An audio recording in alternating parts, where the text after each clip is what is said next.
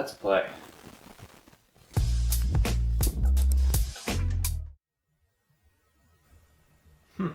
Resident Evil is old. Its heritage spans over 2 decades and is one of the few remaining survival horror franchises in the AAA space. Thank you Konami and EA for killing the other good horror games. So by the time we hit Resident Evil Village, which is actually Resident Evil 8, which is actually the spiritual successor to Resident Evil 4, which is actually Resident Evil 25, which is actually just another survival horror game, we see that the same old Resident Evil formula has been rehashed yet again with practically no changes.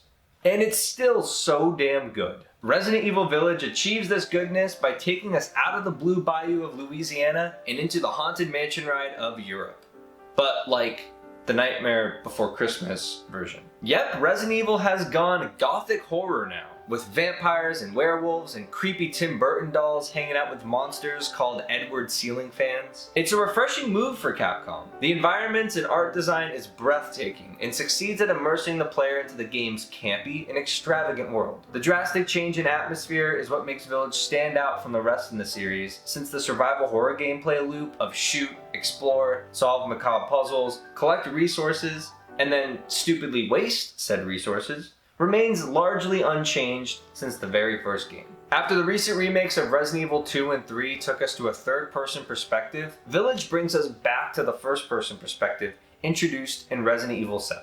The gameplay is largely unchanged from 7, with the main differences coming from Village's greater focus on action over its survival horror elements. Shifting towards action-oriented combat works with the more wide-open environments of a European village compared to the claustrophobic Louisiana ranch found in RE7. Village throws more ammo at you to accommodate for this, as well as give the player a larger arsenal of weaponry, while not really turning Resident Evil into a bombastic power fantasy like you'd find in the atrocious Resident Evil 6. Instead, it recaptures the balance of survival horror and action that Resident Evil 4 perfectly blended. As much as this works for Resident Evil 8, is this a better decision? That's going to be up to player preference. It's clear that Resident Evil 7 was going for a more scaled-back survival horror approach, while Village is deliberately going for a more action-oriented approach. This action focus causes the game to be easier than prior entries, which further detracts from the horror. Personally, I find Resident Evil is at its best the less it leans towards action.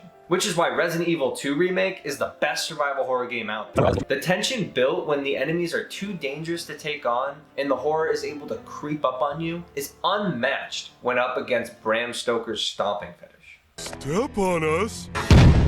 Unlike Resident Evil 2 or Resident Evil 3 Remake, Resident Evil 8 takes a page from Resident Evil 4's cookbook and reintroduces the attaché case. I can't believe how many times I said Resident Evil in that sentence.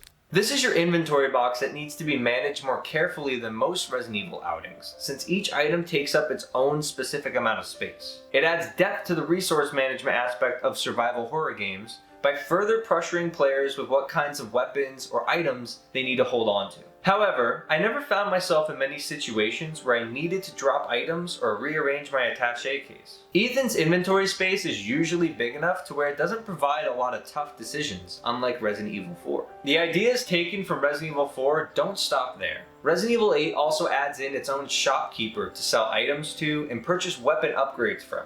Collecting currency to spend is a welcome addition, since it rewards the player more frequently for exploration and defeating enemies. However, besides the gothic horror aesthetics, there's nothing Resident Evil 8 adds to the franchise that hasn't appeared in previous games. Basically, whatever 8 didn't adopt from 7 came from 4. I'm certain all of this is confusing to anyone who has never played a Resident Evil game before, and it also probably sounds a bit incestuous.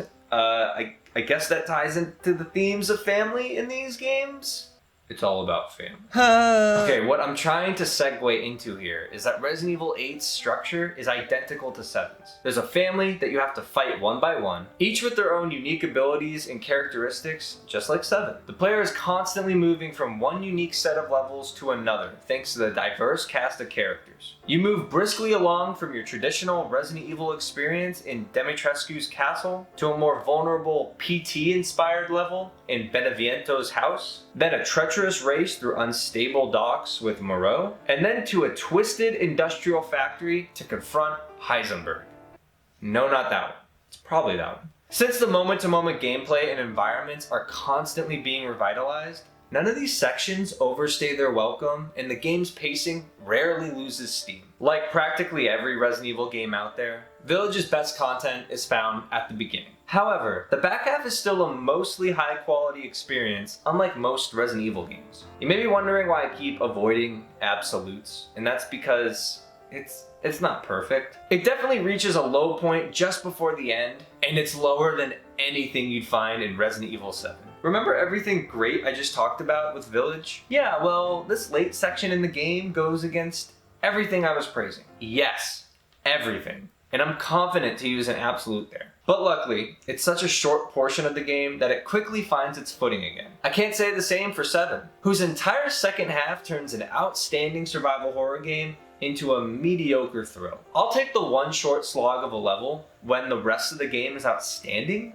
rather than multiple drawn-out levels that are unremarkable. Okay, what else do I have to complain about Resident Evil 8? Oh yeah, the writing is terrible! But who really goes to Resident Evil games for good writing anyway? Resident Evil 7 may be the best writing out of them all, and that game's no Paddington 2. Village starts off strong, but has some truly baffling twists right before the finish line that'll make the Beatles quit shouting. A lot of these writing decisions early on lean into the campy nature of Resident Evil, which works out great, but man, the ending jumps the shark with how bad it is. It comes so far out of left field, it's from another stadium, in another state, in a different major league, and it's another embarrassing attempt to get these new games to tie itself back into the greater Resident Evil storyline, which is a convoluted mess in of itself. 7 had a good thing going with their new protagonist, Ethan Winters, and their de-emphasis on Umbrella, but that's all squandered by the end of 8.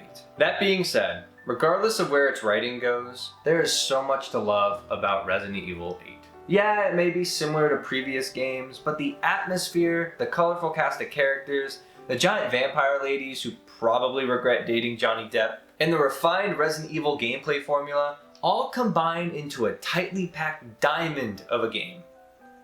A diamond with like one tiny speck of shit on the back, but I mean it's okay. It's only a tiny little shit. Don't worry about it. Just have fun.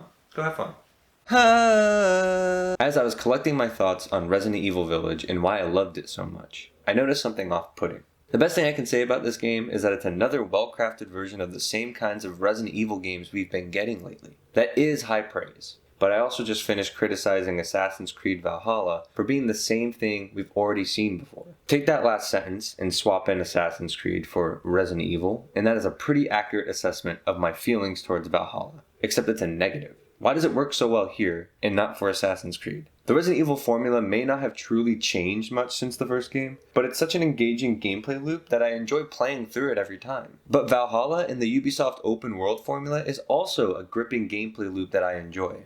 Or at least was. I criticized the loop there, but I'm still excited to see how it is implemented in Far Cry 6. And I didn't even like Far Cry 5. I tend to enjoy this formula too, and yet I wouldn't recommend Valhalla. It's perplexing to have the same sentiment for two different games, and one is a positive review and one is a negative review. I think the reason for this is because there are not nearly as many survival horror games competing with Resident Evil like there is with Assassin's Creed in the entire open world genre. Hell, Ubisoft is even competing with themselves in that same genre. It's got to the point where there are so many open world games that do that genre better than Assassin's Creed, there isn't much reason to devote your time to a by-the-numbers open world game. Whereas nobody is doing survival horror better than Resident Evil right now. This is why Resident Evil still excites with every new entry. If you like Resident Evil, then there's no reason you shouldn't go pick this one up right now. Maybe its success will get EA or Konami to make more Dead Space and Silent Hill. Maybe you buying this game today will spark a new renaissance of AAA survival horror games, the likes of which the gaming world has never seen before. We can even get new and innovative survival horror franchises that these companies could milk forever. And then I'll review a new Resident Evil game and finally get to complain about it being the same old thing because Homebound Villainy did it better. Resident Evil 8.